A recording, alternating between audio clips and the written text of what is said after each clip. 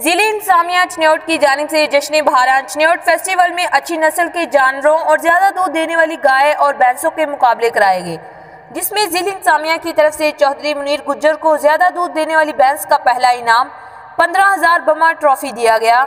इसी तरह चौधरी नसीम गुज्जर को दूसरे नंबर पर आने वाली भैंस का 10,000 रुपये बमा ट्रॉफी दिया गया, जबकि हाजी साजिद अनवर काउंसलर मौजू तालिब को गाय की कैटेगरी में ज्यादा दूध देने वाली गाय का दूसरी पोजीशन पर 10,000 रुपये बमा ट्रॉफी से पेश किया गया। याद है कि चौधरी जुबैर गुज्जर ने डॉग कैटेगरी में 5,000 रुपये कैश प्राइज इनाम जीत लिया।